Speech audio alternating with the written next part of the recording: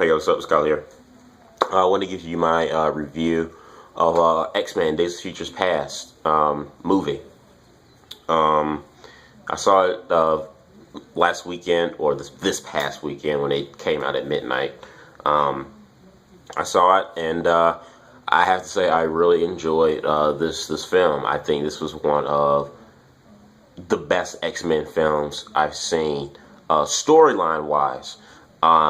I've seen it in a while. You know, I know a lot of people were really big, huge fans of the first two X-Men movies, and I thought they were all right. But this one, to me, really stands out as one of the stronger X-Men films. Like I said again, story-wise, storyline-wise, and character-wise. Days of Future Past is one of, if not probably the most beloved story arc of the X-Men comic book series.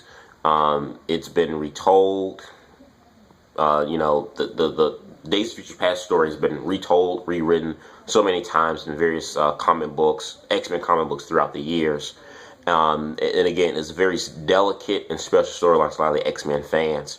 So when it was first announced that they were going to do this movie based off that storyline, I was kind of concerned. I'm like, this is going to be very hard to kind of pull off because, you can't get anything wrong with this. You get something wrong, it could be terrible.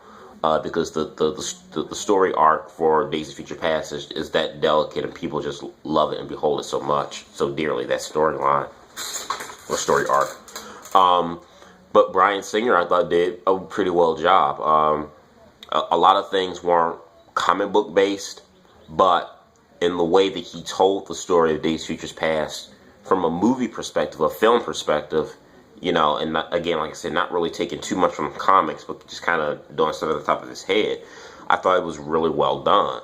I thought the characters, the acting was really great. I thought no one really felt lacking to me in this film. None of the characters felt lacking to me at all.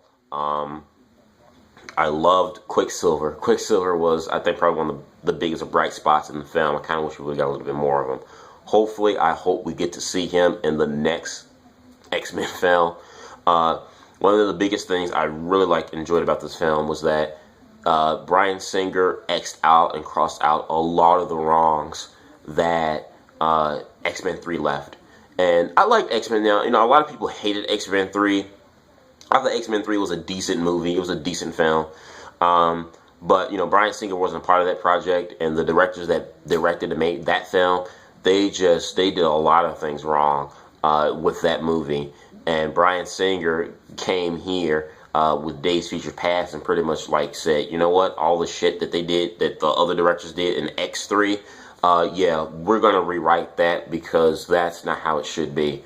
Because Scott Summers and Jean Grey, they're back, and if you're going to bring, two of, some of the most main and popular characters of the series back, why not bring them back in this way? I mean, this movie and this storyline, them dealing with, space and time and stuff, it's the perfect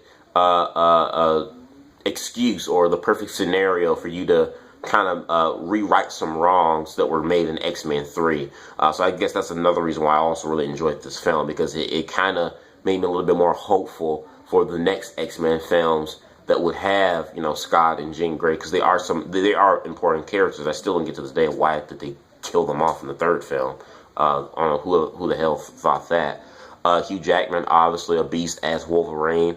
The movie kind of felt like you were watching Wolverine and the X-Men a little bit, like a live adaptation movie version of that. Wolverine and the X-Men animated show, if anyone remembers that a few years back. That was a pretty good show where Wolverine was the leader of the X-Men and he became a guy in the forefront. It kind of felt like that, but like a movie version, which was kind of cool.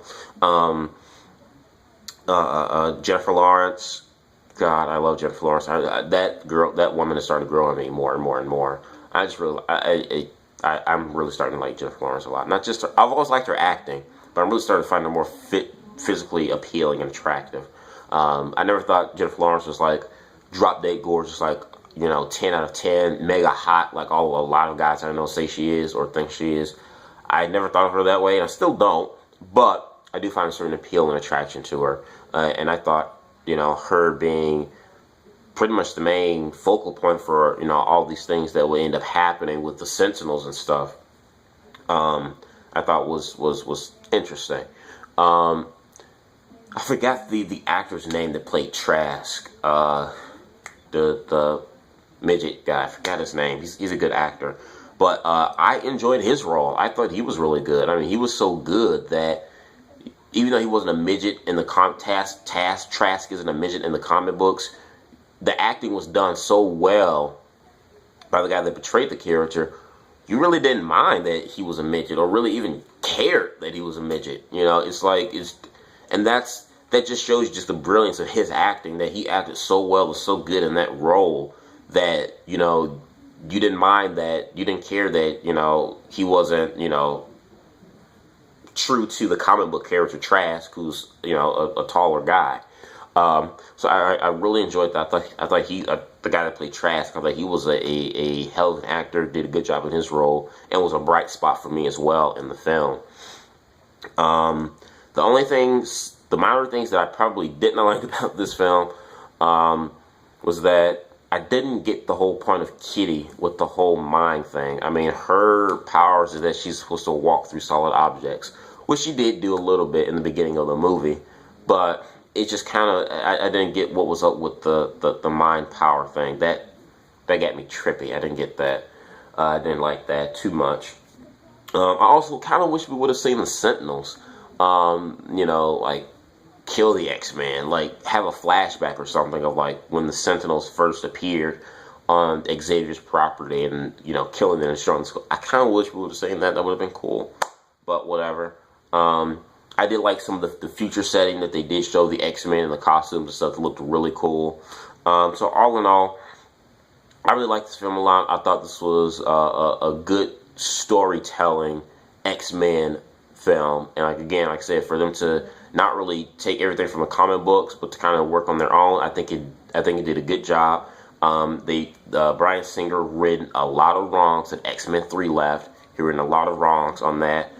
This movie kind of felt like a hybrid to me. It didn't really feel more of a sequel to First Class. It kind of felt like a hybrid. It's like it was a sequel to First Class, but then yet it was also like X-Men 4. It's like X-Men 4 and First Class Part 2 mixed together, a hybrid. Because we got to see some of the original cast members from the original X-Men in the film make cameo appearances. So I thought that was kind of cool. And then obviously the end credits. Anyone who's ever seen it, who's already seen this movie, turn it off now. If not, I'll mention it. Apocalypse, the next movie. It's going to be X-Men Apocalypse. I called it. After I'm like, my buddy, he's like, what are they going to do next with the X-Men films? I'm like, they got to do Apocalypse. They got to do Apocalypse. And sure enough, it was Apocalypse at the end credits as a young boy. Really excited for that because Apocalypse is, out of all the Storyman arcs, X-Men story arcs and stories, the Apocalypse saga or the Rise of Apocalypse, that's my favorite story arc of like all the X-Men films besides the House of M and Days of Future Past. The Apocalypse is my #1 favorite, so I'm really excited that they're tackling into that. And according to Bryan Singer, he says this one's going to be a true sequel to First Class. So he was kind of like saying, like, yeah, Days of Future Past really isn't a sequel to First Class. It's more of like a bridge of First Class that's going to set up for Apocalypse and also maybe some other spinoffs and other things. But the next X-Men movie, X-Men Apocalypse, that's going to be the true sequel. So I'm going to be really stoked for that when that comes out in, 2 years from now.